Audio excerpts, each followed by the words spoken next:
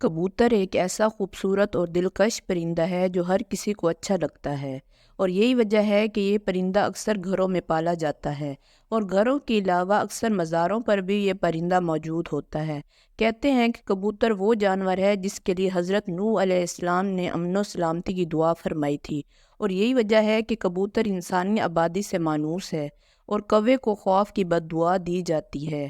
یہی وجہ ہے کہ کوہ انسانی آبادی سے ہراساں رہتا ہے، اور اسی وجہ سے لوگ آج تک اسے منحوس سمجھتے ہیں۔ آج ہم آپ کو یہ بتانے جا رہے ہیں کہ کبوتر گھر میں پالنا کیسا ہے، اور یہ کبوتر بد دعا کب دیتا ہے۔ کبوتر پالنے کے بارے میں بات کرنے سے پہلے آپ کے لیے کبوتر کی ایک پرانی کہانی پیش ہے۔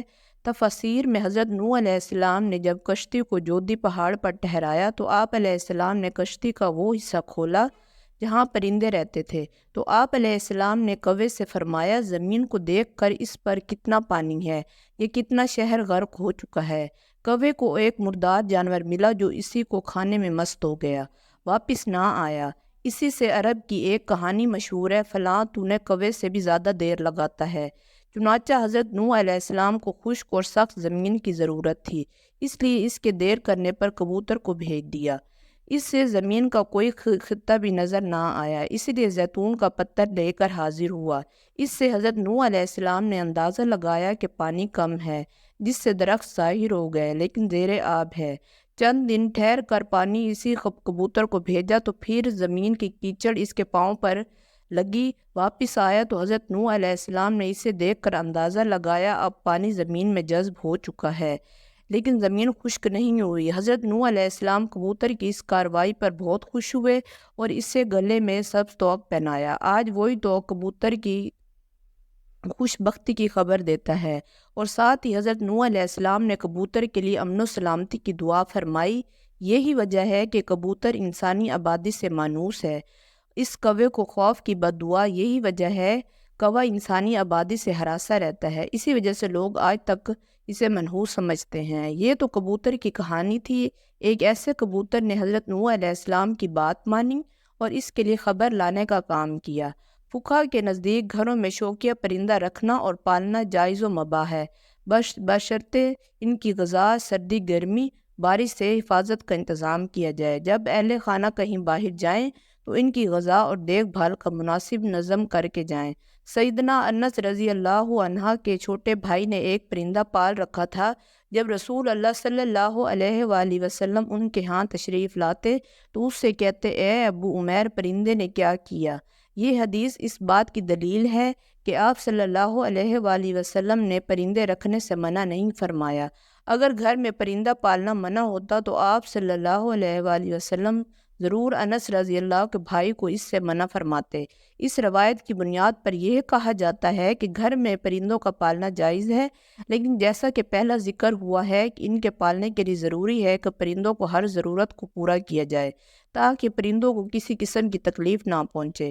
چنانچہ کبوتر بھی ایک ہی پرندہ ہے، اس لیے کبوتر کا گھر میں پالنا درست ہے۔ یاد رہے کہ پرندوں کو ستانے کے بارے میں ممانعت ہے، جیسا کہ ابو داؤد میں حضرت عبداللہ بن مسعود کی روایت کردہ ایک حدیث میں کبوتر کا ذکر ہے، جس میں کبوتر اللہ کے رسول صلی اللہ علیہ وآلہ وسلم کے سر پر منڈلا رہا تھا اور اپنی زبان میں شکایت کر رہا تھا کہ کسی نے اس کے گھونسلے سے انڈے اٹھا لیے۔ حضور صلی اللہ علیہ وآلہ وسلم نے صحابہ میں اعلان کیا اور ایک صحابی رضی اللہ عنہ نے انڈے اٹھانا قبول کیا تو انہیں حکم دیا گیا کہ وہ گھونسلے میں انڈے واپس رکھ دیں۔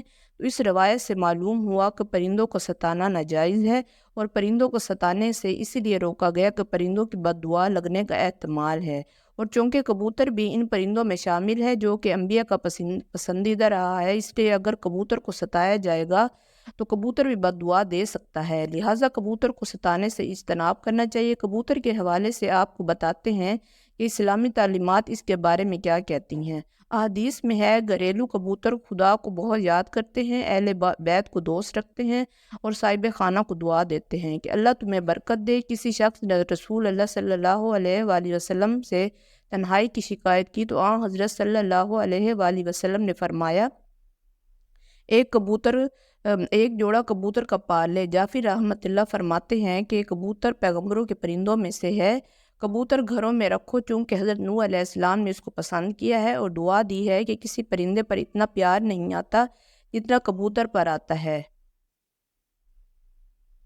آپ نے فرمایا جس گھر میں کبوتر ہوں اس کے گھر کے رہنے والے جنوں کی آفتوں سے محفوظ رہیں گے، کیونکہ جنوں کے بچے گھروں میں کھیلتے پھرتے ہیں۔ جس گھر میں کبوتر ہوتے ہیں وہ ان سے مشغول رہتے ہیں اور آدمیوں کی طرف متوجہ نہیں ہوتے۔ اسی طرح ایک روایت میں آتا ہے کبوتر کا جو پر جھڑتا ہے وہ شیاطین کی نفرت اور بھاگنے کا سبب ہوتا ہے۔ ان روایات سے یہ بات معلوم ہوئی کہ کبوتر کا گھر میں پالنا معجب برکت ہے، اور جیسا کہ آپ صلی اللہ علیہ وآلہ وسلم صحابی کو گھر میں کبوتر پالنے کا بولا تو اس سے یہ بات معلوم ہوتی ہے کہ کبوتر پالنے میں خیر ہے۔